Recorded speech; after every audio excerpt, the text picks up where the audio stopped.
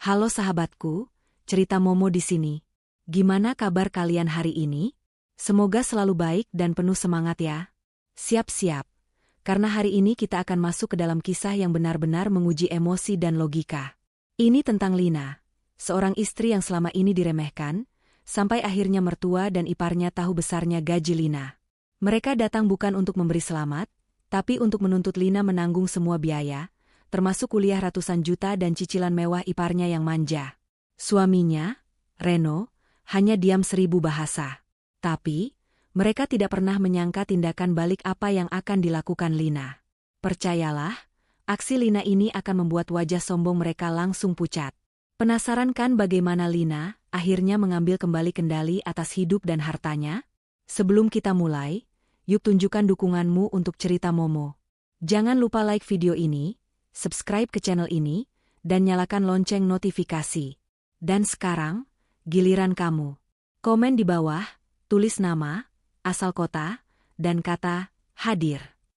Ayo, kita mulai petualangan emosi ini. Siapkan dirimu, dan mari kita saksikan bersama, begitu tahu gajiku mertua datang. Tapi ini yang kulakukan.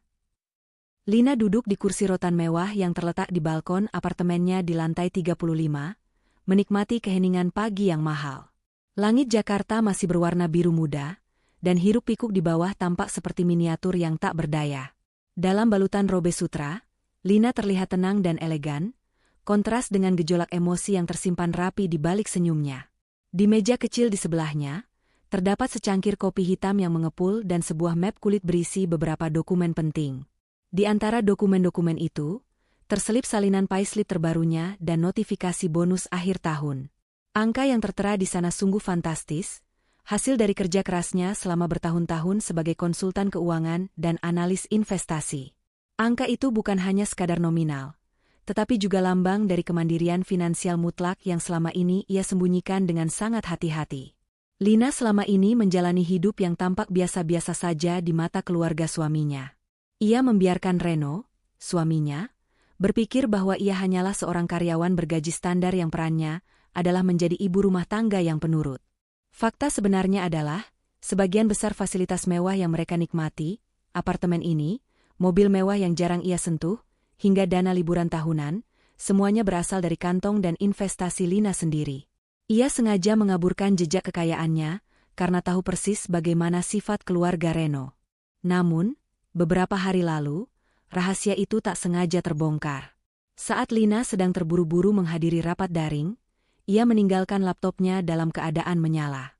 Reno, yang baru pulang kantor dan ingin mengambil minum, melewati meja kerja Lina dan matanya tak sengaja menangkap email yang terbuka. Judulnya yang bombastis, konfirmasi bonus tahunan dengan angka 8 digit, cukup untuk membuat Reno terhenti. Reno yang hanya seorang manajer di perusahaan kecil, dengan gaji yang cukup untuk kebutuhan sehari-hari tapi jauh dari kata mewah, merasa dunianya terbalik. Ia melihat nominal di layar, membandingkannya dengan gajinya sendiri, dan rasa minder serta malu seketika menguasai dirinya. Ia segera menutup laptop Lina, kembali ke kamar, dan sejak saat itu, Reno menjadi lebih pendiam dan dingin dari biasanya. Ia tidak mengatakan apa-apa pada Lina, namun Lina sudah merasakan ada perubahan yang mengancam. Pagi itu, ketenangan Lina dihancurkan oleh suara ketukan pintu yang brutal. Terdengar seperti seseorang berusaha mendobrak dengan bahu. Lina bergegas masuk ke dalam, mengerutkan dahi karena terkejut. Bel apartemennya berulang kali ditekan dengan histeris. Ia melirik layar interkom dan melihat sosok mertuanya, Bu Endang, dan adik iparnya, Wanda, berdiri di ambang pintu dengan wajah angkuh yang jarang ia lihat seangkuh ini. Lina menghela napas panjang, merapikan robenya, dan berjalan menuju pintu. Ketika pintu terbuka, Bu Endang dan Wanda menerobos masuk tanpa basa-basi, seperti badai yang masuk ke rumah yang damai. Bau parfum Bu Endang yang berlebihan dan tas tangan branded tiruan Wanda yang mencolok memenuhi ruang tamu. Lina, kenapa kamu sembunyikan semua ini dari kami? Bu Endang langsung meluncurkan tuduhan. Matanya yang tajam menelusuri setiap sudut ruang tamu mewah itu seolah-olah baru kali ini ia melihatnya. Wanda mengikutinya, langsung menjatuhkan diri di sofa bludru mahal tanpa meminta izin. Lina tetap tenang. Sembunyikan apa, Bu? Kalau mau bertamu, tolong telepon dulu. Pintu saya hampir rusak karena ketukan ibu, jawab Lina dengan suara datar, mencoba mempertahankan martabatnya. Bu Endang terkekeh sinis. Oh, bertelepon? Kita tidak usah berbasa-basi lagi, Lina. Kami sudah tahu semuanya. Wanda, tunjukkan padanya. Wanda, dengan cengiran lebar dan ponsel di tangan, membuka sebuah screenshot buram. Itu adalah foto yang Reno ambil dari laptop Lina, foto nominal gajinya. Lina melirik sekilas ke foto itu, dan semua tebakannya tentang perubahan sikap Reno kini terkonfirmasi. Reno telah mengkhianati kepercayaannya dan membocorkan rahasia yang ia simpan demi kedamaian. Jadi, ini toh rahasia besarmu? Kamu kaya raya, tapi membiarkan anakku, Wanda, hanya kuliah di kampus biasa? Membiarkan Reno bekerja keras tanpa mendapatkan promosi yang layak. Bu Endang memelototi Lina, nadanya berubah dari menuduh menjadi menuntut. Wanda menyela dengan suara manja yang dibuat-buat, "Iya, Kak Lina.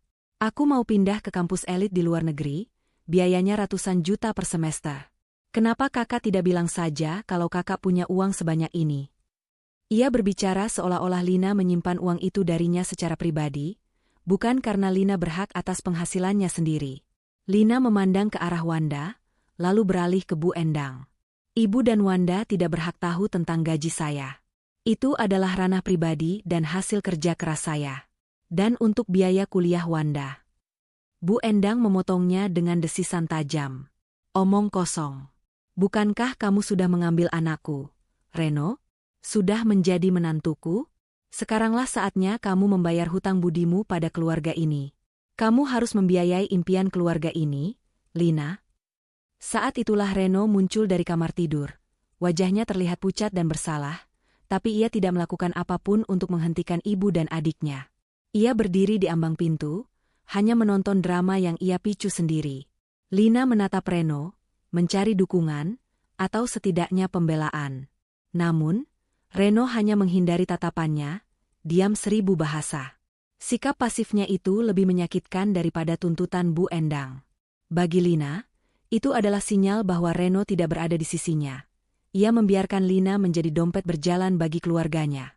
Melihat kebungkaman Reno, Bu Endang semakin percaya diri. Ia mengeluarkan selembar kertas lusuh dari tasnya. Tidak usah banyak alasan, Lina. Kami sudah buatkan daftarnya. Ia menggebrak kertas itu di meja. Mulai sekarang, kamu harus membiayai kuliah adikmu, Wanda, dengan standar internasional. Cicilan mobil baru dan ponsel baru Wanda juga kamu yang tanggung.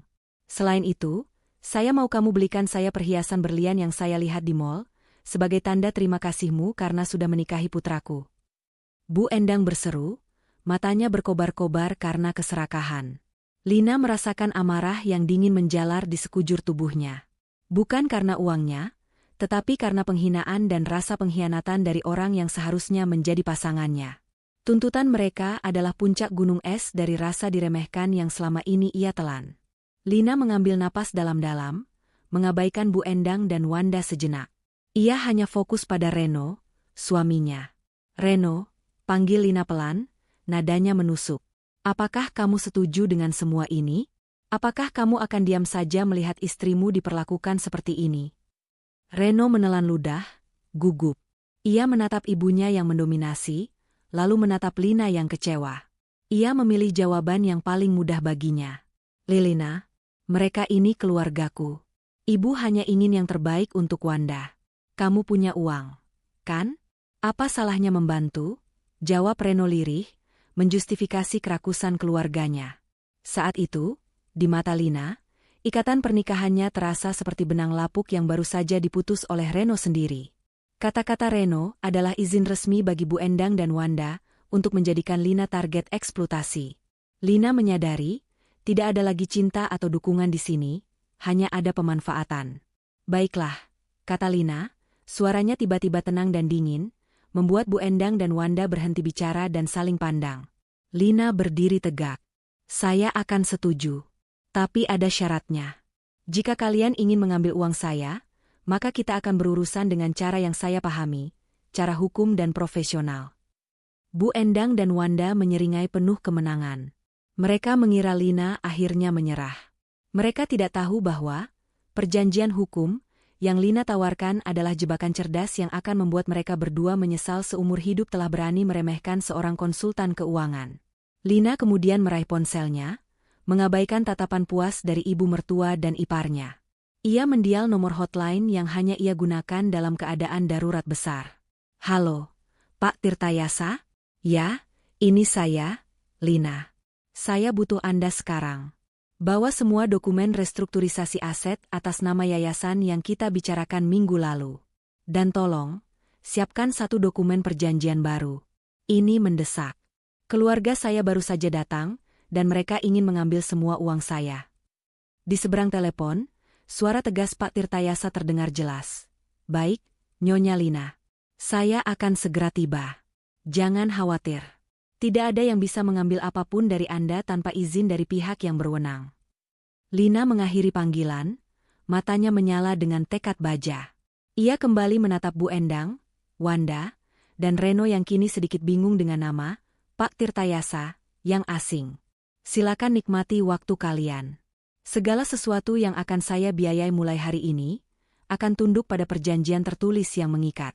Kalian mau uang saya? Ambil. Tapi kalian harus siap bermain di lapangan saya, dengan aturan saya." Babak baru pertarungan telah dimulai. Sebuah pertarungan yang tidak hanya melibatkan uang, tetapi juga harga diri dan kekuasaan. Bu Endang, Wanda, dan Reno sama sekali tidak menyadari bahwa mereka baru saja memasuki kandang singa milik Lina. Mereka hanya melihat uang, tanpa melihat siapa sebenarnya pemilik uang itu. Setelah ketegangan mereda, suasana di ruang tamu apartemen Lina berubah menjadi formal dan dingin. Lina meminta Bu Endang, Reno, dan Wanda duduk di sofa, sementara ia sendiri berdiri tegak di depan mereka, seperti seorang atasan yang bersiap memberikan instruksi. Ketidaknyamanan Bu Endang dan Wanda jelas terlihat. Mereka terbiasa berteriak dan menuntut, bukan duduk diam dan menunggu diatur. Reno tetap bungkam, menunduk, diselimuti rasa malu yang terlalu besar untuk diakui. Tak lama kemudian, pintu diketuk, dan masuklah Pak Tirtayasa, pengacara khusus aset dan investasi Lina. Sosoknya yang rapi dengan setelan mahal, membawa tas kulit, dan berwajah datar, langsung memancarkan aura otoritas yang membuat Bu Endang dan Wanda otomatis menegakkan punggung. "Selamat pagi, saya Pak Tirtayasa. Saya adalah penasihat hukum Nyonya Lina. Saya dengar ada beberapa kesepakatan finansial baru yang harus diresmikan hari ini," sapa Pak Tirtayasa dengan suara tenang namun tegas, mengabaikan tatapan ingin tahu dari Bu Endang. Bu Endang yang angkuh mencoba kembali mengambil kendali. "Oh, jadi dia pengacaramu? Tidak perlu repot-repot, Lina. Ini urusan keluarga, bukan pengadilan. Pokoknya, seperti yang sudah saya bilang, mulai sekarang kamu harus membiayai kuliah adikmu, cicilan mobil, dan ponsel barunya. Itu harga yang harus kamu bayar untuk menjadi bagian dari keluarga kami." Lina tersenyum tipis, senyum yang tidak mencapai matanya. "Tepat sekali, Bu. Karena ini melibatkan uang dalam jumlah besar dan komitmen jangka panjang, kita butuh payung hukum. Ini untuk kebaikan kita bersama, agar semua jelas di mata hukum." "Betul, Pak Tirtayasa." Pak Tirtayasa mengangguk. Ia mengeluarkan dua dokumen. Yang pertama adalah surat penarikan aset sementara atas nama Yayasan Lina, sebuah bluff yang ia gunakan sebagai alibi, dan yang kedua adalah perjanjian bantuan finansial keluarga yang baru dibuatnya. Nyonya Lina setuju untuk menanggung semua pengeluaran yang tertera di daftar keharusan milik Ibu Endang, tapi dengan beberapa ketentuan, jelas Pak Tirtayasa sambil meletakkan dokumen itu di meja. Wanda, dengan mata berbinar, sudah membayangkan mobil baru dan kebebasan finansial. "Cepat, Kak. Syaratnya apa?" "Pasti mudah." Lina membiarkan Pak Tirtayasa yang menjelaskan, sementara ia hanya mengamati ekspresi mereka. "Syarat pertama, bantuan finansial ini hanya berlaku selama Wanda memenuhi standar akademis yang tercantum, yaitu IPK minimum 35 per semester. Jika tidak mencapai, dukungan ditarik tanpa pemberitahuan." Wanda mengerutkan kening, tapi Bu Endang langsung menepuk tangannya. "IPK 35? Kecil. Wanda pintar. Lanjutkan." Ia sudah terlalu fokus pada uang yang akan masuk, mengabaikan detail kecil. "Syarat kedua, semua pengeluaran, termasuk biaya kuliah, cicilan mobil, hingga uang saku ekstra, akan dikelola melalui satu akun bersama yang berada di bawah kendali penuh Nyonya Lina dan diawasi oleh firma hukum kami. Tidak ada uang tunai yang diserahkan langsung. Semua harus ada invoice dan laporan pertanggungjawaban. Bu Endang tampak tidak suka, tetapi mengangguk. Tidak masalah. Yang penting uangnya ada. Syarat ketiga, dan ini yang paling penting, kata Pak Tirtayasa, mencondongkan badan. Dalam perjanjian ini, tertulis klausul bahwa Nyonya Lina berhak menarik semua bentuk dukungan finansial kapan saja, jika ditemukan indikasi pelanggaran kepercayaan atau tindakan eksploitasi yang disengaja. Penarikan ini berlaku seketika, dan Nyonya Lina dibebaskan dari segala tuntutan. Bu Endang dan Wanda tertawa kecil. Pelanggaran kepercayaan? Tentu saja kami percaya Lina. Kami ini keluarga. Cepat, mana yang harus kami tanda tangani? Kata Bu Endang, terburu-buru. Pak Tirtayasa menunjuk bagian tanda tangan di 3 lembar dokumen yang berbeda. 1 untuk Bu Endang, 1 untuk Wanda, dan 1 untuk Reno, sebagai saksi dan penanggung jawab bersama. Reno, yang sedari tadi diam, akhirnya mengangkat wajahnya. Ia ragu-ragu sejenak. Lina, kamu yakin dengan semua syarat ini? Kenapa harus ada pengacara? Lina menatapnya lurus. Aku yakin, Reno. Ini adalah caraku membantu keluarga. Dan jika kamu peduli dengan ibumu dan Wanda, kamu akan memastikan mereka mematuhi semua perjanjian ini. Jika kamu tidak setuju, berarti semua ini batal, dan kamu harus membiayai mereka sendiri dari gajimu. Ancaman Lina berhasil. Reno hanya bisa menghela napas pasrah, mengambil pena, dan menandatangani dokumen itu sebagai saksi yang pasif. Bu Endang dan Wanda segera menyusul, buru-buru membubuhkan tanda tangan tanpa membaca detail kecil yang disamarkan dengan bahasa hukum, terlalu silau oleh janji kekayaan yang segera datang. Pak Tirtayasa merapikan dokumen-dokumen itu. Baik, Nyonya Lina, semua sudah beres. Mulai hari ini, pendanaan dimulai. Saya akan segera menyiapkan semua laporan pengeluaran untuk akun bersama ini. Lina mengangguk, sorot matanya tajam. Ia tahu, di antara tumpukan pasal hukum itu, ia telah menanamkan ranjau waktu. Wanda dan Bu Endang, dalam keserakahan mereka, baru saja menyerahkan kontrol finansial keluarga mereka sepenuhnya ke tangan Lina. Mereka mengira Lina adalah dompet, padahal Lina adalah bendahara yang memegang kunci gudang. Setelah Pak Tirtayasa pergi, Bu Endang dan Wanda langsung bersorak. Reno, cepat ajak istrimu ke dealer. Wanda mau mobil. Dan Lina, jangan lupa janji berlianku. Lina hanya tersenyum simpul, menikmati kebodohan mereka. Tentu saja, Bu. Semua akan diurus. Tapi ingat, setiap rupiah akan tercatat dan dipertanggungjawabkan. Dan saya tidak akan melupakan perjanjian yang baru saja kita buat. Mereka pergi dengan perasaan menang, meninggalkan Lina sendirian di ruang tamu. Lina memejamkan mata sejenak, menenangkan hatinya yang terluka karena pengkhianatan Reno. Ia berjanji pada dirinya sendiri, permainan ini baru saja dimulai, dan kali ini, Lina yang akan menjadi wasit, pemain, dan pemegang palu. Malam setelah Bu Endang, Reno, dan Wanda pergi dengan wajah berseri-seri penuh harapan palsu, apartemen Lina kembali diselimuti keheningan yang berbeda. Bukan lagi keheningan yang damai, melainkan keheningan yang dingin dan penuh perhitungan. Lina duduk di ruang kerjanya, menatap monitor yang menampilkan grafik investasi dan laporan keuangan pribadi miliknya. Angka-angka miliaran yang terpampang di layar terasa hampa dibandingkan dengan pengkhianatan kecil yang ia rasakan dari suaminya sendiri. Reno masuk ruangan itu, berjalan ragu-ragu. Ia mencoba mendekati Lina, merangkul bahunya dari belakang. Sayang, jangan marah lagi ya. Kamu tahu, Ibu dan Wanda memang begitu. Tapi kan semua sudah selesai. Kamu sudah setuju membiayai mereka, jadi semuanya baik-baik saja sekarang. Bisik Reno. Nadanya terdengar seperti mencoba menenangkan anak kecil, bukan istrinya yang baru saja ia biarkan dipermalukan dan dirampok secara emosional. Lina tidak menoleh. Ia hanya melepaskan tangan Reno dari bahunya dengan gerakan yang dingin dan tegas. Selesai? Apa yang selesai, Reno? Aku setuju. Iya, tapi itu bukan karena aku baik hati. Itu karena aku sedang menyiapkan rencana yang lebih besar. Reno mundur selangkah. Ia tidak pernah melihat Lina sebeku ini. Rencana apa? Bukannya kamu akan membiayai kuliah Wanda? Apa maksudmu dengan perjanjian hukum yang rumit itu? Maksudku adalah, kamu memilih pihak mereka. Kamu tahu betapa kerasnya aku bekerja. Dan kamu diam saja saat ibumu menyebutku harus membayar hutang budi karena menikahimu. Aku bukan donatur, Reno, aku istrimu. Dan kamu gagal melindungiku, kata Lina, akhirnya menoleh, matanya memancarkan kekecewaan yang mendalam. Aku sedang mengatur ulang hidupku, dan di dalamnya, peranmu harus jelas. Reno mencoba berdalih.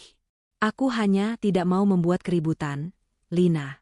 Jika kamu memberi mereka uang, kita tidak akan diusik lagi, kan? Keluarga akan damai. Damai yang dibangun di atas pengorbananku? Tidak, Reno.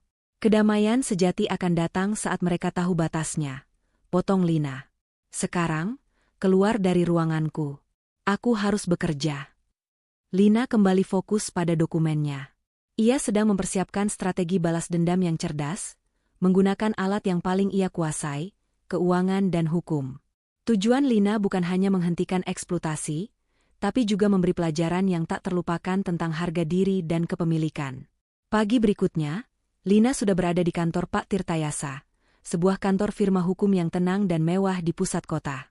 Pak Tirtayasa adalah pria parubaya yang tenang, seorang ahli dalam mengelola aset tersembunyi para klien berpendapatan tinggi. Ia adalah satu-satunya orang di luar lingkaran profesional Lina yang tahu persis seberapa besar kekayaan Lina yang sebenarnya, yang sebagian besar disalurkan melalui yayasan dan perusahaan investasi rahasia. Lina langsung masuk ke topik utama. Pak, perjanjian kemarin hanyalah kick-off. Saya ingin segera mengaktifkan rencana yang kita bahas minggu lalu. Soal restrukturisasi aset. Soal itu. Tepat sekali, Nyonya Lina. Justru itu yang ingin saya sampaikan. Inilah yang saya sebut permintaan mendesak dari Pak Tirtayasa, kata pengacara itu sambil membuka folder tebal.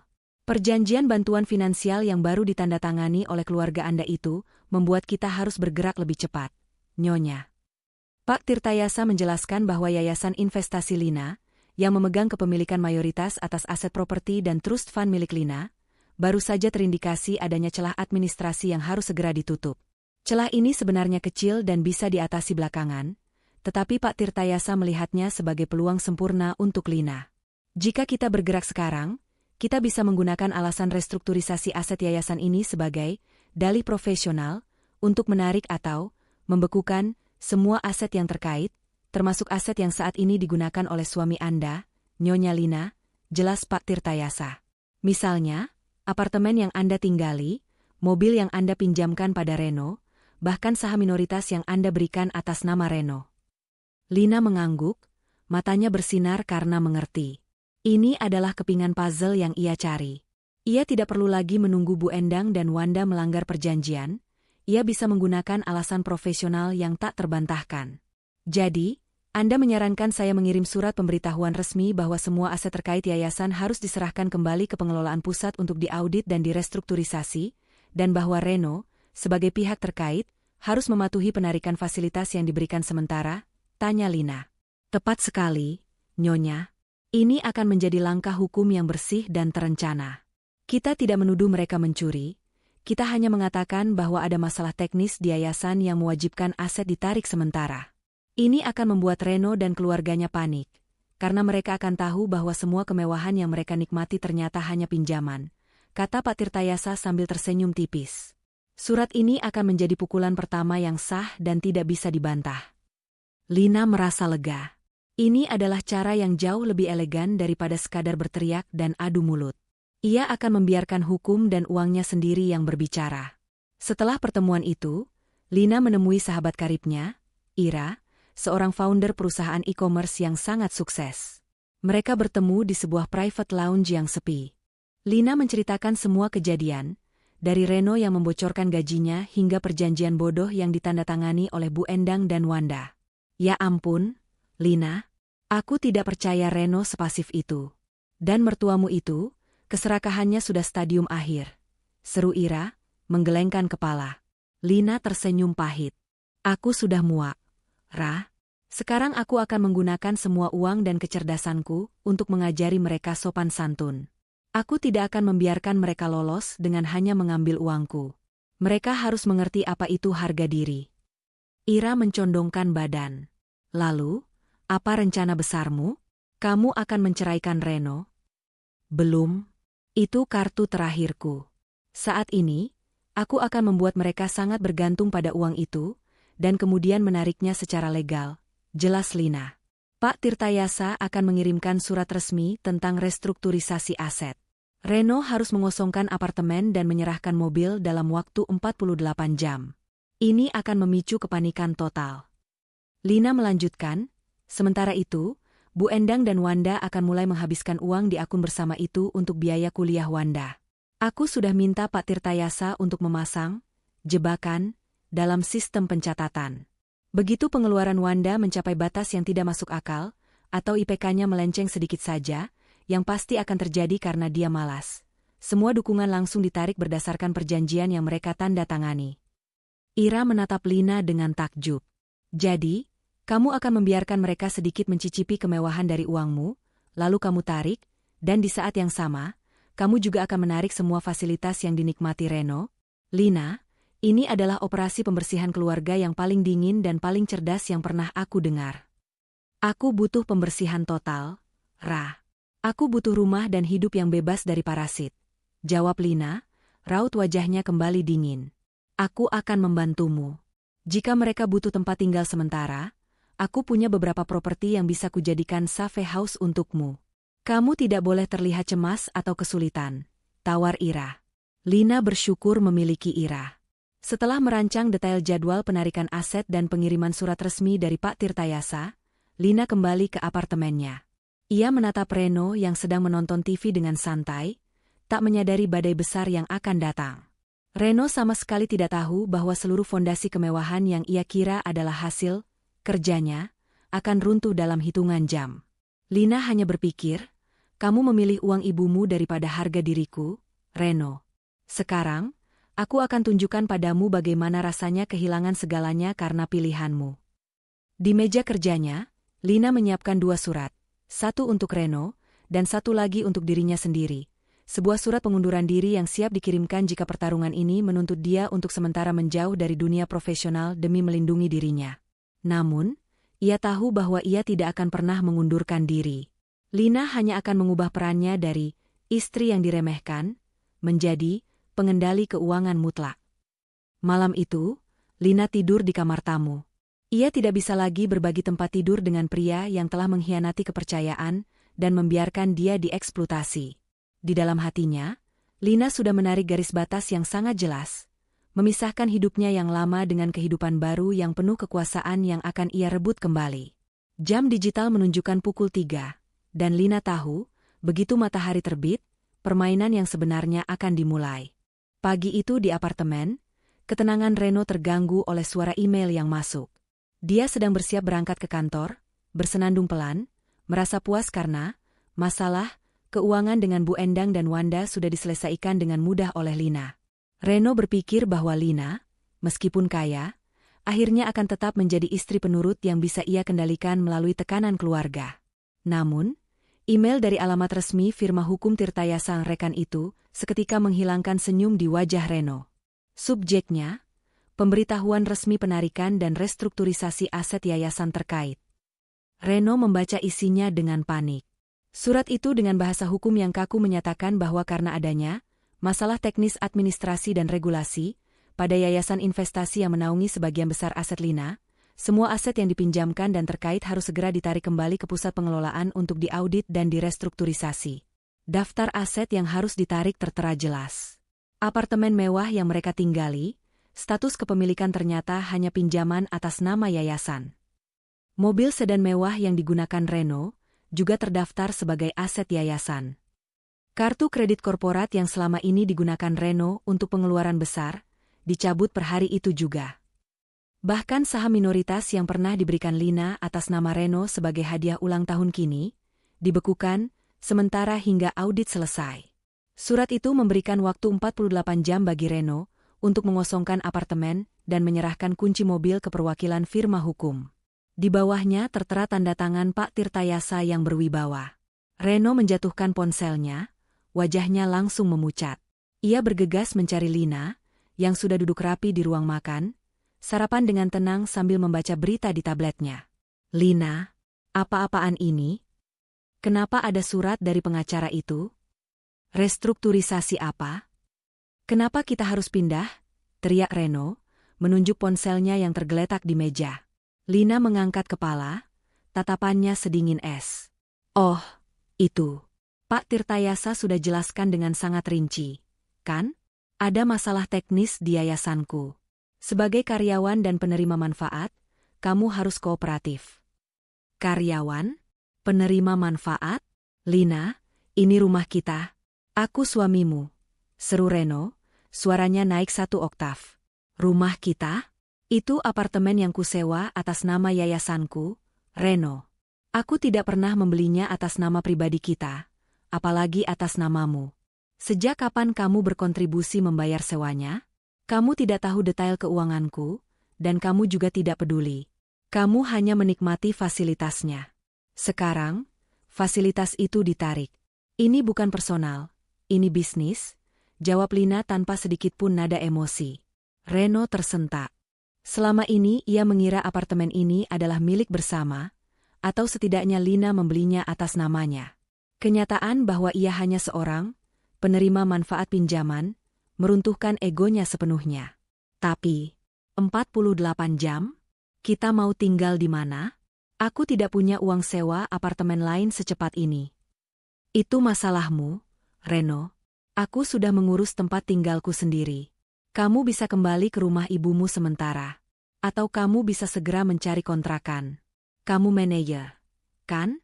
Gajimu cukup untuk hidup sederhana, kata Lina. Melihat Reno yang benar-benar terpukul, Lina melancarkan pukulan kedua. Satu hal lagi. Karena semua aset finansialku sedang diaudit, aku tidak bisa lagi menanggung semua pengeluaran rumah tangga seperti biasa. Anggap saja kita kembali ke nol. Semua biaya kita bagi 2, termasuk belanja bahan makanan dan tagihan listrik. Reno benar-benar tidak berdaya. Ia baru menyadari betapa sepenuhnya ia bergantung pada uang Lina. Gaji manajernya, yang ia banggakan di depan teman-temannya, hanya cukup untuk memenuhi cicilan mobil yang sebentar lagi ditarik dan biaya hidup bulanannya yang biasa-biasa saja. Ia tidak pernah menabung, karena selalu mengandalkan Lina. Lina segera menghubungi Ira, sahabatnya. Ra, rencananya berjalan. Surat penarikan sudah sampai di tangan Reno. Dalam 48 jam, aku akan pindah. Aku butuh mobil jemputan dan Safe House yang kita bicarakan. Ira langsung sigap. Berita bagus. Lina, aku sudah siapkan. Aku punya townhouse kecil yang nyaman di pinggiran kota, jauh dari jangkauan mereka. Hanya aku, kamu, dan Pak Tirtayasa yang tahu alamatnya. Tinggalkan Reno dan Bu Endang berurusan dengan konsekuensi mereka. Sementara Reno sedang panik mencari solusi, Bu Endang dan Wanda justru berada di puncak kesombongan. Mereka berpikir bahwa karena Lina setuju membiayai mereka, kekuasaan ada di tangan mereka. Wanda, dengan kartu baru yang terhubung ke akun bersama Lina, mulai bertindak gila-gilaan. Ia memesan mobil sedan Eropa bekas yang mahal, membayar uang muka besar dari akun itu, dan langsung memamerkannya di media sosial. Ia juga mendaftarkan dirinya ke universitas swasta paling mahal di Jakarta, dan merencanakan pesta mewah untuk merayakan kebebasan finansialnya. Lina itu mesin uang kita, Bu. Dia tidak akan berani menariknya. Dia sudah tanda tangan di depan pengacara. Lagi pula, dia tidak mau Reno kehilangan kita. Wanda berkoar kepada ibunya sambil memamerkan ponsel seri terbaru. Bu Endang juga tidak mau kalah. Ia memaksa Lina membelikannya perhiasan yang ia incar, mengancam akan mengadukan pada Reno jika Lina menolak. Lina, yang sedang menjalankan strategi, membuat mereka sangat bergantung. Hanya tersenyum dan meminta Wanda atau Bu Endang mengirimkan info resmi ke Pak Tirtayasa. Tentu saja, Bu. Semua harus melalui prosedur akun bersama. Kirimkan saja tagihannya, jawab Lina, yang kini sudah berada di Safe House Ira, sambil memantau setiap pengeluaran mereka dari jauh. Pak Tirtayasa mengirimkan Lina laporan harian tentang pengeluaran akun bersama. Biaya kuliah Wanda yang selangit, uang muka mobil Wanda, tagihan restoran mewah, dan pembelian perhiasan Bu Endang, membuat total pengeluaran melonjak drastis hanya dalam waktu kurang dari 1 minggu. Nyonya Lina, mereka menghabiskan hampir 1 miliar dalam 6 hari. Ini jauh di atas batas rasionalitas, kata Pak Tirtayasa melalui panggilan video. Bagus. Biarkan mereka. Semakin tinggi mereka terbang, semakin sakit jatuhnya, jawab Lina dengan senyum dingin. Tolong kirimkan notifikasi otomatis ke Universitas Wanda. Begitu periode dropout tanpa denda berakhir, segera kirimkan notifikasi penarikan dana. Pastikan Wanda tidak akan bisa mendaftar ulang, dan uangnya sudah tidak bisa ditarik kembali. Lina merencanakan waktu penarikan uangnya agar bertepatan dengan momen paling krusial. Penarikan aset Reno sudah dilakukan, membuat Reno terpisah dari Lina dan keluarganya. Penarikan dana Wanda Bu Endang akan dilakukan setelah mereka menginvestasikan uang dalam jumlah besar dan tidak bisa mendapatkan pengembalian. Pada hari ke-7 sejak perjanjian ditandatangani, Lina mendapat kabar dari Pak Tirtayasa. Wanda sudah membolos kuliah 2 kali, dan nilai tugas pertamanya jauh di bawah standar. IPK proyeksinya sudah pasti tidak akan mencapai batas 35. Ini dia, Nyonya Lina. Wanda telah melanggar klausul akademis. Secara hukum, Anda berhak menarik semua dukungan finansial. Semua aset akan dibekukan per besok pagi, lapor Pak Tirtayasa. Lina merasa hatinya bergetar, namun ia tahu ini harus dilakukan. Ia harus membebaskan dirinya. Lakukan, Pak. Kirimkan surat pemberitahuan resmi ke Bu Endang dan Wanda. Tambahkan juga surat tuntutan cerai saya untuk Reno. Biarkan mereka menerima semua pukulan sekaligus. Strategi balas dendam dimulai. Pagi hari di kediaman lama Bu Endang terasa tegang. Reno sudah kembali ke rumah ibunya setelah diusir secara legal dari apartemen mewah milik Lina. Ia terpaksa menyerahkan kunci mobil dan terperosok kembali ke kamar masa remajanya, sementara barang-barangnya menumpuk di garasi. Reno yang selalu mengandalkan kehidupan mewah kini, harus menelan pil pahit menjadi anak yang tak berdaya. Ia menyalahkan Lina atas semua ini, tanpa menyadari bahwa ia sendirilah yang memulai keruntuhan itu dengan membiarkan Lina dipermalukan.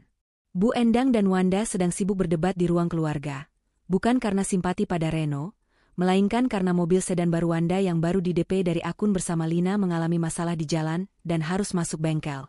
Wanda panik, takut cicilannya tidak bisa ia bayar. Bu, cepat suruh Kak Lina transfer lagi. Cicilan mobilku sebentar lagi jatuh tempo. Kalau mobil itu ditarik, bagaimana aku bisa pamer ke teman-temanku? Teriak Wanda, merengek.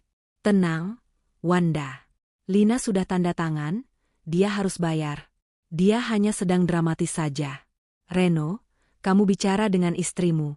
Suruh dia segera bayar semua tagihan kita. Perintah Bu Endang. Reno hanya bisa menghela napas.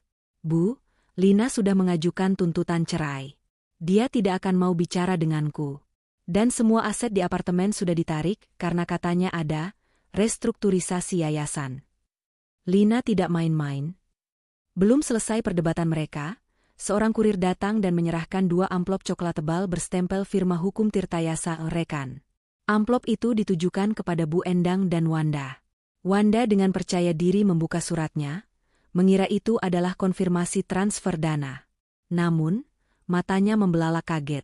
Surat itu adalah pemberitahuan pembekuan bantuan finansial, seketika yang ditandatangani oleh Pak Tirtayasa. Isinya lugas. Wanda telah melanggar klausul akademis, IPK tidak memenuhi syarat, dan klausul kepercayaan, penggunaan dana di luar batas rasional. Oleh karena itu, semua dana bantuan ditarik, dan akun bersama diblokir permanen per hari ini. Wanda menjerit histeris. Tidak. Mobilku. Uang kuliahku. Kak Lina curang. Bu Endang yang membaca suratnya sendiri, yang isinya serupa namun berfokus pada pelanggaran etika dan eksploitasi, merasa darahnya mendidih. Lina sudah gila. Dia pikir dia siapa? Pengacara Reno. Kita harus balas dia. Tiba-tiba, Wanda mendapat ide gila. Bu, Reno, kita harus buat Lina terlihat jahat di mata umum. Aku tahu caranya. Kita buat sebuah kecelakaan. Reno menatap adiknya dengan ngeri. Kecelakaan apa, Wanda? Jangan gila. Dengar, Kak. Kita tunjukkan pada semua orang bahwa Lina adalah istri yang kejam, yang meninggalkan keluarganya dalam kesulitan. Kita akan buat drama kecil di mana aku terlihat sangat menderita karena keserakahan Lina. Wanda menjelaskan dengan mata licik. Ia merencanakan skenario di mana ia akan merekam dirinya sendiri dalam keadaan mengharukan di dekat mobilnya yang mogok dan menyebarkannya di media sosial. Menyalahkan Lina karena menarik dana cicilan secara tiba-tiba, sehingga ia tidak bisa membayar perbaikan. Bu Endang, yang dibutakan oleh amarah dan kehilangan uang, menyetujui rencana licik itu. Mereka tidak peduli dengan integritas, yang mereka inginkan hanyalah pengembalian uang dan kekuasaan. Reno, yang awalnya menolak, akhirnya menyerah karena tekanan ibunya. Ia berpikir, dengan cara ini, Lina mungkin akan luluh dan kembali padanya. Maka, drama itu pun dimulai. Di siang bolong, Wanda berdiri di samping mobilnya yang mogok di bahu jalan raya yang cukup ramai. Ia sengaja memakai pakaian lusuh, rambutnya dibuat acak-acakan, dan ia berpura-pura menangis terseduh-seduh sambil memegang ponselnya. Ia menyiarkan live di media sosial. Aku tidak percaya Kak Lina setega ini. Dia punya uang miliaran, tapi dia membiarkan adiknya sendiri menderita di jalanan. Mobil ini sebentar lagi ditarik karena dia tidak mau bayar cicilannya. Dia kejam. Dia hanya mencintai uangnya. Tangis Wanda di depan kamera, dengan akting yang terlalu berlebihan. Dalam hitungan jam, video live Wanda menjadi viral. Komentar membanjiri. Sebagian besar bersimpati pada Wanda, menyebut Lina istri durhaka, menantu pelit, dan wanita egois. Bu Endang dan Reno sibuk menyebarkan video itu, memancing opini publik untuk menekan Lina. Mereka mengira, dengan tekanan publik, Lina akan panik, mencabut gugatan cerai, dan mengembalikan uang mereka. Namun, Lina bukanlah wanita yang mudah goyah. Ia memantau semua drama ini dari Safe House yang disiapkan Ira. Ia melihat video Wanda, Bu Endang, dan bahkan Reno yang ikut berkomentar dengan nada menyalahkan Lina. Lina menghubungi Ira. Videonya sudah viral. Mereka berhasil memancing simpati. Sekarang saatnya kita bergerak dengan Pak Tirtayasa. Pak Tirtayasa, yang sudah siap dengan skenario balasan, segera menghubungi seorang wartawan investigasi yang merupakan kenalan lamanya. Ia memberi petunjuk halus tentang drama yang sedang terjadi dan menawarkan sisi cerita yang belum terungkap. Lina dan Pak Tirtayasa tidak menyerang balik dengan menyalahkan Wanda. Mereka justru meluncurkan serangan balik yang elegan dan terfokus pada fakta dan dokumentasi. Di hari yang sama, saluran berita ekonomi tiba-tiba menayangkan sebuah segmen eksklusif berjudul Misteri Kekayaan di Balik Drama Keluarga, Siapa Sebenarnya Pemilik Aset Yayasan. Bukan Lina yang berbicara, melainkan Pak Tirtayasa yang tampil tenang dan profesional. Saya sebagai pengacara dari Nyonya Lina, ingin memberikan klarifikasi atas berita viral yang beredar. Nyonya Lina tidak pernah melarikan diri dari tanggung jawab. Semua bantuan finansial yang diberikan tunduk pada perjanjian hukum yang ditandatangani dengan kesadaran penuh oleh Ibu Endang, Nona Wanda, dan Bapak Reno. Pelanggaran perjanjian telah terjadi, bukti IPK dan laporan pengeluaran terlampir, sehingga penarikan dana adalah langkah hukum yang sah, jelas Pak Tirtayasa. Namun, bagian yang paling menghancurkan adalah saat Pak Tirtayasa secara rinci menunjukkan laporan pengeluaran akun bersama yang baru diblokir. Laporan itu mencantumkan pembelian-pembelian yang tidak masuk akal dalam waktu singkat.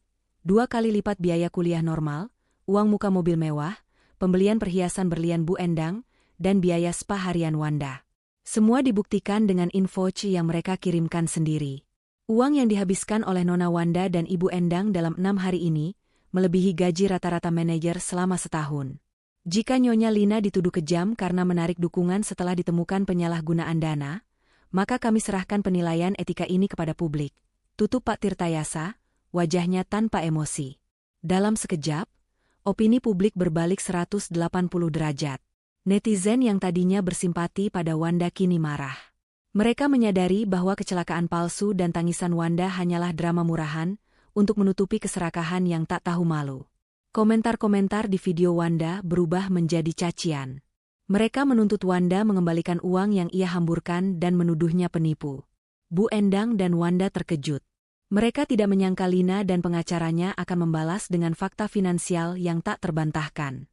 Wanda panik dan segera menghapus video live-nya, tetapi sudah terlambat, Videonya sudah direpost oleh akun-akun gosip dengan judul, "Ternyata nangisnya cuma akting." Ipar manja ini ketahuan habiskan miliaran rupiah. Reno, yang menyaksikan liputan berita itu dari rumah ibunya, akhirnya menyadari betapa bodohnya ia membiarkan Lina pergi. Ia tidak hanya kehilangan fasilitas mewah, tetapi juga harga diri dan simpati publik. Rencana Lina berhasil. Ia tidak hanya menyerang finansial mereka, tetapi juga reputasi sosial mereka. Lina, yang menonton semua itu bersama Ira, hanya mengangguk puas. Permainan drama mereka sudah selesai, Ra. Sekarang, saatnya permainan hukum. Setelah hancurnya reputasi mereka di media sosial, rumah Bu Endang diselimuti aura keputusasaan. Bu Endang dan Wanda tidak lagi peduli dengan opini publik. Fokus mereka kini beralih ke sumber masalah yang lebih mendesak, uang. Akun bersama sudah diblokir, uang muka mobil Wanda hangus, dan biaya kuliahnya tidak bisa dikembalikan karena Lina menunggu hingga batas dropout tanpa denda terlewati. Wanda kini tidak punya mobil, tidak kuliah di kampus impian, dan di mata publik, ia adalah penipu. Sementara itu, Reno sibuk menghadapi badai terbesarnya, gugatan cerai dari Lina. Surat dari Pak Tirtayasa sudah tiba di kantornya, menuntut penyelesaian cerai secara cepat dengan klausul bahwa Reno tidak berhak atas harta Gonogini, karena mayoritas aset dibeli sebelum pernikahan atau atas nama Yayasan Lina. Reno hanya berhak atas aset yang ia beli sendiri, yang nyaris tidak ada. Melihat kehancuran ini, Bu Endang dan Wanda mendesak Reno untuk bertindak. Kamu harus memaksa Lina mencabut gugatan itu, Reno. Kalau kamu bercerai, kita tidak akan dapat apa-apa. Kamu harus mencari bukti bahwa Lina menyembunyikan kekayaan itu secara ilegal, atau bahwa dia sengaja merusak aset keluarga. Desak Bu Endang, matanya liar mencari celah. Reno, yang kini juga kehilangan mobil dan harus naik transportasi umum ke kantor, mulai berpikir. Ia memang sudah tahu tentang gaji Lina, tapi ia tidak tahu tentang yayasan dan aset tersembunyi itu. Ia curiga Lina benar-benar sudah merencanakan ini sejak lama. Maka, Reno mulai bergerak dalam diam. Ia ingat bahwa Lina memiliki lemari besi kecil di ruang kerjanya yang dikunci dengan kode sidik jari. Selama ini Reno tidak pernah berani membukanya. Namun, di tengah keputusasaan ini, rasa ingin tahu dan keserakahan mendorongnya. Dengan dalih mengambil sisa barangnya di apartemen lama, yang kini diawasi oleh petugas keamanan yang disewa Pak Tirtayasa, Reno berhasil menyelinap masuk ke ruang kerja Lina. Ia menggunakan sarung tangan dan mencoba mencari cara membuka brankas itu. Setelah beberapa kali gagal dengan sidik jarinya, ia teringat bahwa Lina pernah bercerita kodenya adalah tanggal lahir anak anjing kesayangannya semasa kecil, sebuah detail yang Reno selalu anggap remeh. Ia mencoba kombinasi angka itu, dan klik, lemari besi terbuka. Di dalamnya, Reno menemukan beberapa dokumen yang jauh lebih mengejutkan daripada slip gaji Lina. Ada sertifikat saham di perusahaan investasi asing yang nilainya fantastis, surat wasiat Lina yang belum diperbarui, dan sebuah USB drive kecil berlabel, Personal 2025. Reno segera menyalin semua dokumen dan mencabut USB drive itu. Ia tidak menemukan bukti bahwa Lina melanggar hukum, tetapi ia menemukan bukti bahwa Lina adalah CEO dari beberapa perusahaan konsultan yang berbeda, bukan hanya karyawan bergaji tinggi. Reno menyadari bahwa Lina adalah seorang konglomerat di balik layar. Reno berpikir, jika ia mengungkapkan bahwa Lina berbohong tentang status pekerjaannya, ia mungkin bisa memenangkan kasus cerai dan mendapatkan bagian dari harta itu. Di sisi lain, Lina, yang sudah aman di Safe House Ira, tahu bahwa Reno mungkin akan mencari celah. Itulah sebabnya ia sengaja meninggalkan USB drive itu.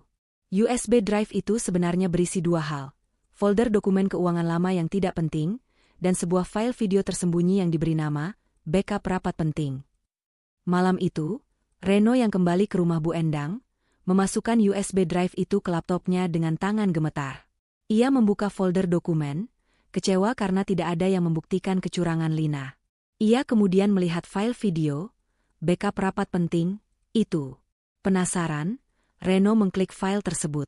Video itu adalah rekaman yang sengaja diatur oleh Lina, bukan dari rapat, melainkan rekaman pribadi Lina dengan Ira di lounge mewah mereka, yang direkam seolah-olah terjadi beberapa minggu yang lalu, sebelum krisis pecah. Di video itu, Lina berbicara kepada Ira, suaranya tenang, namun penuh emosi. Aku lelah, Ra.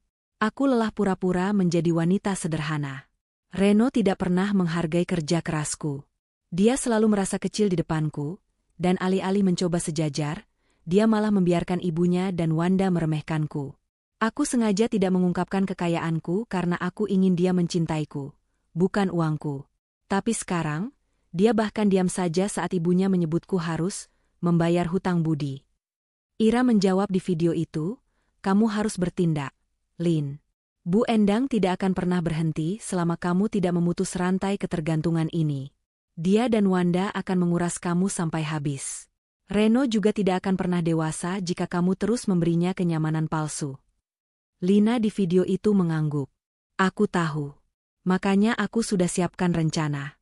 Aku akan membuat perjanjian hukum itu, membiarkan mereka mengambil uangku, dan kemudian menariknya lagi dengan dalih pelanggaran kontrak. Aku akan biarkan Reno kehilangan semua fasilitas yang kuberikan padanya. Itu bukan tentang uang, Ra. Itu tentang bukti pengakuan mereka." Lalu, Lina di video itu menoleh ke arah kamera, yang disembunyikan, dan berbicara seolah-olah dia berbicara pada dirinya sendiri, tetapi sebenarnya ditujukan langsung kepada Reno. "Reno, jika kamu melihat ini, berarti kamu sudah memilih jalanmu. Kamu memilih untuk mengkhianati kepercayaan yang kuberikan dan memilih keserakahan keluargamu. Aku meninggalkan rekaman ini bukan untuk mengancam, tetapi untuk memberikanmu kesempatan terakhir melihat kebenaran. Semua yang kulakukan adalah karena aku ingin kamu dan keluargamu menghargaiku, bukan asetku. Aku ingin pengakuan bahwa aku adalah istrimu, bukan bank. Tapi kamu gagal memberikannya." Reno, Bu Endang, dan Wanda yang diam-diam menonton video itu, terkejut. Itu bukan bukti kecurangan. Itu adalah bukti pengakuan Lina atas semua rasa sakitnya. Mereka menyadari bahwa Lina mengetahui semua rahasia mereka, termasuk pencurian USB drive ini. Reno merasa tenggorokannya tercekat. Ia melihat bukti bahwa Lina sangat mencintainya dan hanya menginginkan pengakuan serta perlindungan darinya, tetapi ia memilih jalan yang paling pengecut. Di saat yang sama, Bu Endang dan Wanda melihat dokumen yang dicetak Reno.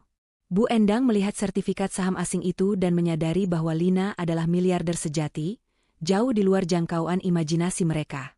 Dia sengaja membiarkan kita mengambil USB itu agar kita melihat ini, teriak Wanda panik. Dia sudah tahu kita akan mencari bukti. Reno mematikan laptop, wajahnya dipenuhi rasa bersalah, malu, dan takut. Ia menyadari ia telah kehilangan bukan hanya kekayaan, tetapi juga satu-satunya orang yang benar-benar bisa memberinya masa depan. Bukti pengakuan tersembunyi Lina berhasil menghancurkan ego Reno sepenuhnya. Reno kini tahu, Lina memegang kendali penuh, dan perjuangannya sia-sia. 3 minggu berlalu sejak Reno, Bu Endang, dan Wanda menerima pukulan bertubi-tubi dari Lina.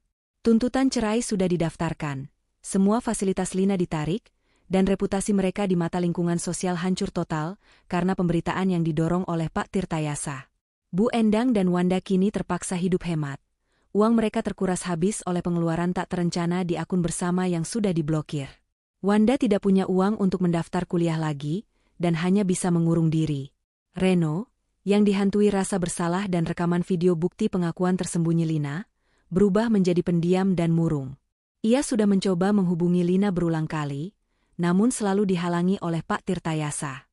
Lina, sementara itu, menggunakan waktu ini untuk mempersiapkan sebuah acara besar yang akan menjadi puncak pembalasan dendamnya. Ia tidak hanya ingin bercerai, ia ingin memberikan perpisahan yang megah, disaksikan oleh semua pihak yang pernah meremehkannya. Dengan bantuan Ira, sahabatnya, Lina mengatur sebuah acara yang awalnya diumumkan sebagai perayaan kenaikan jabatan dan peluncuran produk baru, perusahaan yang selama ini Lina pimpin secara rahasia. Ira mengundang semua rekanan bisnis Lina, klien besar, dan bahkan beberapa pejabat tinggi, semua orang penting yang sama sekali tidak dikenal oleh keluarga Reno. Yang paling penting, Lina juga mengirimkan undangan khusus kepada Reno, Bu Endang, dan Wanda. Undangan itu berisikan alamat hotel bintang 7 tempat acara akan diselenggarakan, dan di bawahnya tertulis pesan singkat, "Ini adalah acara di mana kebenaran akan diungkap. Kehadiran Anda sangat dinantikan." Meskipun merasa cemas dan curiga, Bu Endang memaksa Reno dan Wanda untuk datang. "Kita harus datang. Lina pasti mau pamer, tapi mungkin ini kesempatan kita untuk memohon di depan umum, membuat dia malu, dan memenangkan simpati lagi.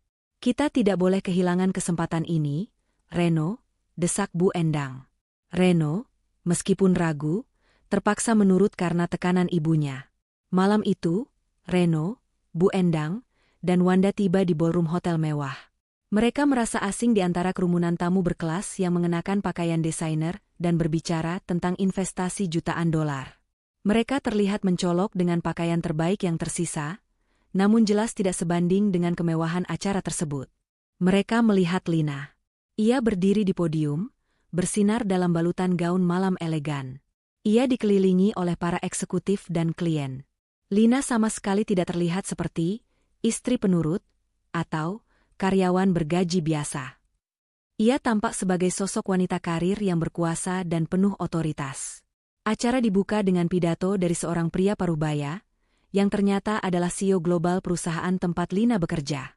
Pria itu mengumumkan kenaikan jabatan Lina sebagai Presiden Direktur untuk kawasan Asia Tenggara, dan memujinya sebagai dalang di balik semua kesuksesan perusahaan dalam 5 tahun terakhir. Bu Endang terbelalak. Presiden Direktur? Bukan konsultan biasa? Bisik Bu Endang, suaranya tercekat. Wanda juga sama terkejutnya, menyadari bahwa sister-in-law yang ia remehkan selama ini adalah seorang pemimpin besar. Setelah tepuk tangan meriah mereda, Lina naik ke podium, mikrofon di tangannya. Senyumnya tenang, namun matanya memancarkan ketegasan. Ia menyambut para tamu, lalu kemudian ia mengarahkan pandangannya lurus ke meja di mana Reno, Bu Endang, dan Wanda duduk.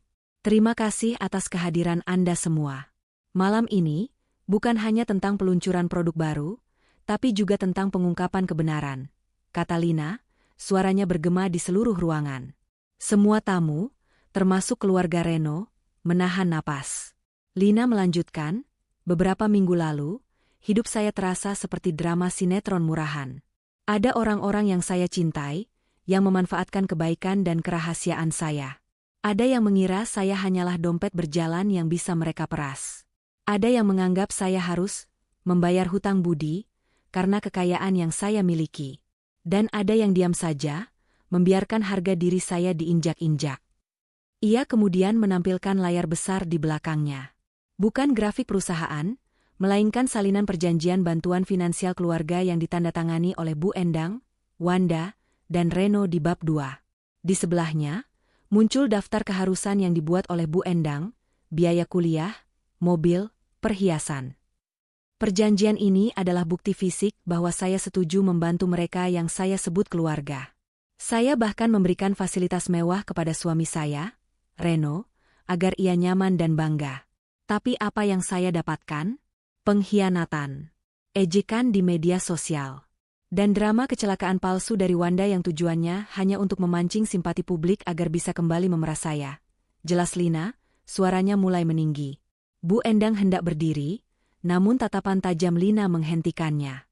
Lina kemudian menampilkan klip video singkat, rekaman pengeluaran akun bersama yang tak masuk akal, dan di sebelahnya, transkrip singkat dari bukti pengakuan tersembunyi di USB drive yang dibaca Reno.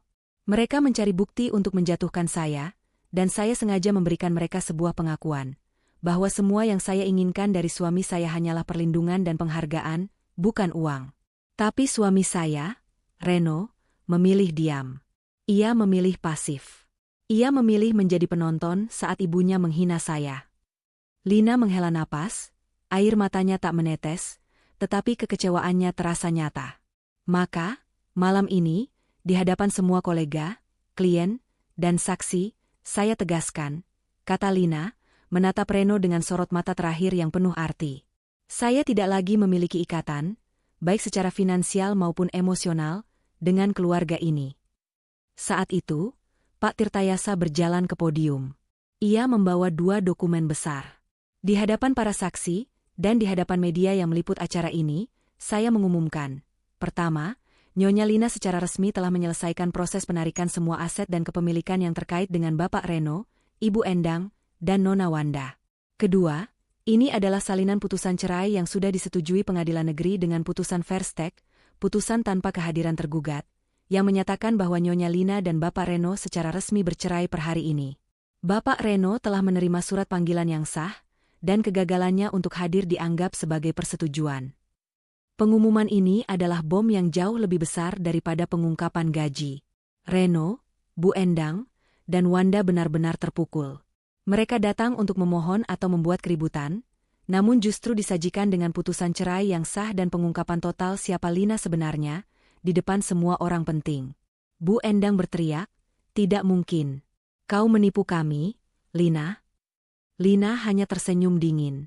"Saya tidak menipu, Bu. Saya hanya menggunakan aturan yang saya kuasai. Anda menuntut uang saya, dan saya memberi Anda harga, kebebasan saya dan pelajaran tentang harga diri. Sekarang, silakan tinggalkan acara saya. Anda tidak lagi menjadi bagian dari hidup saya, dan Anda tidak lagi punya hak untuk berada di sini." Pengamanan hotel segera menggiring Bu Endang, Reno, dan Wanda keluar dari ballroom. Mereka pergi dengan wajah pucat pasi, malu, dan marah. Pengungkapan di tengah perayaan itu berhasil. Lina telah memenangkan pertempuran hukum dan etika, sekaligus memenangkan kembali kendali atas narasinya. Setelah dipermalukan di depan publik dan diusir dari acara perayaan Lina, Bu Endang, Reno, dan Wanda kembali ke rumah dengan perasaan hancur dan dendam yang membara. Mereka tidak hanya kehilangan harapan, tetapi juga kehilangan pegangan pada kenyataan.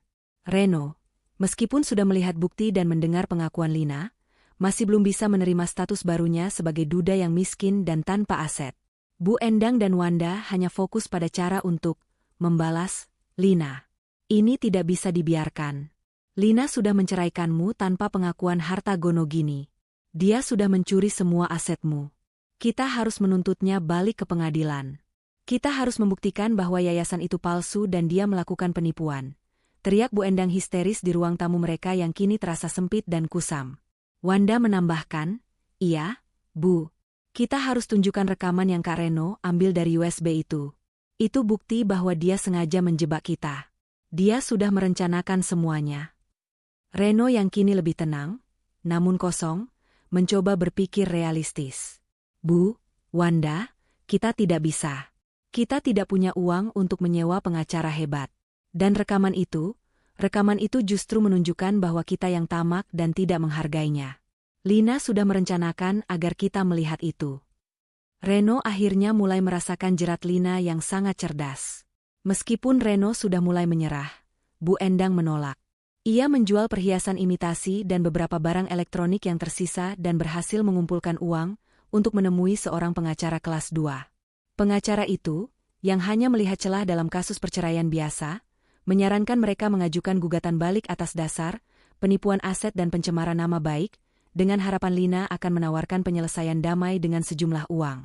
Tak lama kemudian, sebuah email lain datang dari firma hukum Tirtayasa Rekan, kali ini ditujukan kepada Bu Endang dan Wanda.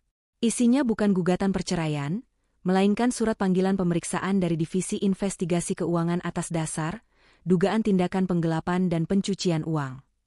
Bu Endang dan Wanda terkejut.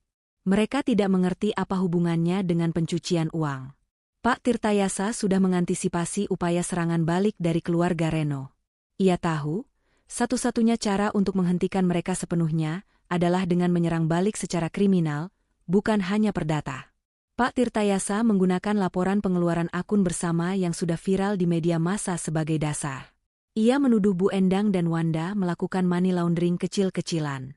Alasannya, mereka membelanjakan uang dalam jumlah fantastis, miliaran rupiah, dalam waktu singkat, membeli aset, mobil dan perhiasan mahal, yang jelas-jelas melebihi kemampuan finansial mereka, dan menggunakan uang dari akun bersama itu seolah-olah dana tersebut berasal dari aktivitas ilegal yang mereka coba cuci, melalui pembelian cepat dan transfer dana yang tidak jelas peruntukannya di luar perjanjian.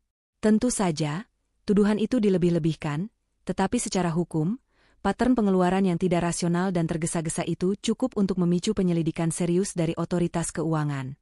Tujuannya bukan untuk membuat mereka dipenjara seumur hidup, tetapi untuk membuat mereka menghabiskan semua energi dan uang yang tersisa untuk membela diri dari tuntutan kriminal, dan yang terpenting, membuat mereka takut setengah mati.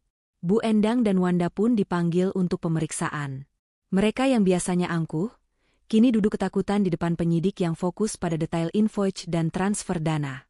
Mereka tidak bisa membuktikan dari mana lagi sumber uang mereka selain Lina. Mereka mencoba menyalahkan Lina, tetapi Lina sudah bercerai dan memiliki alibi hukum yang kuat. Semua dana yang Lina berikan sudah dicatat sebagai pinjaman atau bantuan yang ditarik secara sah. Dalam keadaan terdesak, Wanda dan Bu Endang mencoba menghubungi Reno. Mereka menuntut Reno untuk bersaksi bahwa uang itu adalah dana Gonogini yang belum dibagikan, yang seharusnya bisa menjadi celah pertahanan mereka. Namun, Reno, setelah melihat rekaman bukti pengakuan Lina dan menyaksikan keangkuhan ibunya yang tak berkesudahan, akhirnya memilih untuk menjauh.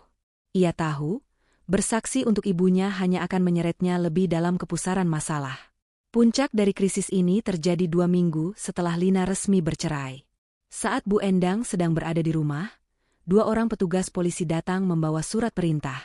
Bu Endang ditahan atas dasar dugaan pemalsuan dokumen yang ternyata terkuak selama pemeriksaan keuangan.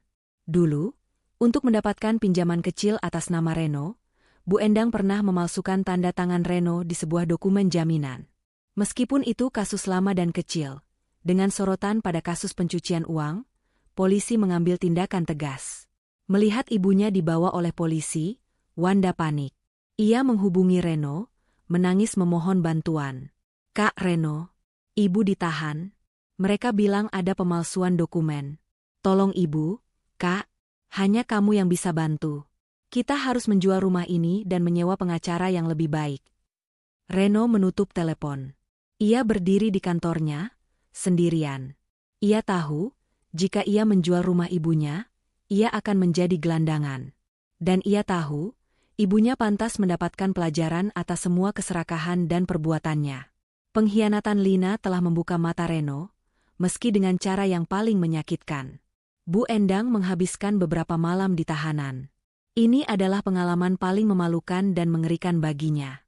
Ia yang terbiasa hidup mewah dan menguasai orang lain, kini harus menghadapi jeruji besi dan ketidaknyamanan. Keangkuhannya hancur, digantikan oleh rasa takut dan penyesalan yang terlambat. Lina, yang mendapat kabar ini dari Pak Tirtayasa, merasa lega sekaligus sedih. Ia tidak pernah ingin ibunya dipenjara, tetapi ia tahu bahwa ini adalah harga dari keserakahan dan upaya mereka untuk terus meremehkan dirinya.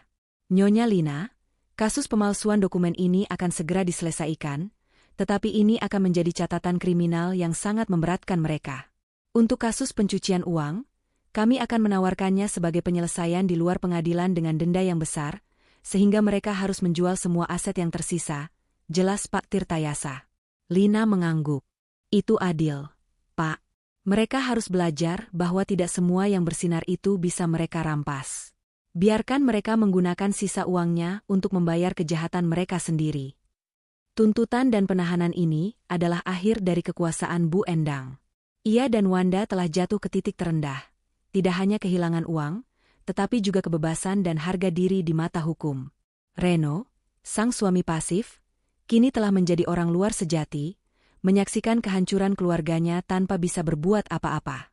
Setelah badai berlalu, kehidupan Lina memasuki babak baru yang penuh ketenangan dan kekuasaan yang sesungguhnya. Bu Endang dibebaskan dari penahanan setelah Lina dan Pak Tirtayasa menyepakati denda finansial yang besar dengan otoritas hukum. Denda ini membuat Bu Endang terpaksa menjual satu-satunya aset berharga yang tersisa, rumah lamanya. Bu Endang dan Wanda kini benar-benar jatuh miskin. Mereka harus pindah ke kontrakan kecil di pinggiran kota, hidup dari sisa-sisa uang penjualan rumah yang tersisa setelah membayar denda dan biaya hukum. Wanda, si manja yang terbiasa hidup mewah, kini harus mencari pekerjaan serabutan di kedai kopi.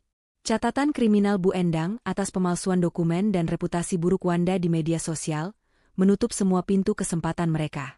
Mereka berdua tenggelam dalam penyesalan yang pahit, menyadari bahwa mereka telah menghancurkan diri sendiri karena keserakahan, dan Lina tidak lagi bisa menjadi penyelamat mereka. Sementara itu, Lina pindah dari Cafe House milik Ira dan membeli sebuah penthouse baru di kawasan elit yang benar-benar jauh dari jangkauan keluarga Reno. Ia kini sepenuhnya fokus pada karirnya sebagai presiden direktur. Lina mendedikasikan dirinya untuk proyek-proyek filantropi melalui yayasannya, menggunakan kekayaannya untuk hal-hal yang benar-benar bermanfaat. Peristiwa pahit itu telah mengubah Lina menjadi sosok yang lebih kuat, tangguh, dan sangat menjunjung tinggi batasan. Suatu sore, saat Lina sedang menghadiri acara amal yang diselenggarakan perusahaannya, ia bertemu kembali dengan Ira. "Kamu terlihat bahagia, Lina. Sangat berbeda dari 3 bulan lalu," kata Ira tulus. Lina tersenyum lembut. Aku akhirnya bebas. Ra. Bebas dari kewajiban yang tidak adil, bebas dari rasa diremehkan. Aku mendapatkan kembali kendali atas diriku sendiri. Uangku adalah kekuatanku, tapi integritasku adalah mahkotaku. Di sisi lain kota, kehidupan Reno adalah jurang penderitaan yang sunyi. Ia sudah resmi bercerai, kehilangan apartemen, mobil, dan status sosialnya. Ia juga putus hubungan dengan Bu Endang dan Wanda, karena tidak ingin lagi terlibat dalam masalah mereka. Reno tinggal di kamar kos sederhana, bekerja keras, dan berjuang untuk membayar sewa. Rasa penyesalan Reno tumbuh semakin besar. Ia menyadari bahwa ia tidak hanya kehilangan Lina, tetapi juga semua potensi yang bisa ia miliki. Ia terus dihantui oleh rekaman video bukti pengakuan tersembunyi Lina. Rekaman yang menunjukkan bahwa Lina sangat mencintainya dan hanya ingin dihargai. Reno tahu, jika ia saat itu membela Lina, ia akan mempertahankan pernikahan yang bahagia dan kekayaan yang luar biasa. Suatu hari, Reno menerima surat undangan untuk menghadiri sebuah seminar kewirausahaan yang disponsori oleh perusahaan Lina. Reno ragu, tetapi dorongan untuk melihat Lina sekali lagi dan meminta maaf secara tulus sangat kuat. Di seminar itu, Reno duduk di barisan belakang, menatap Lina yang sedang berbicara di podium.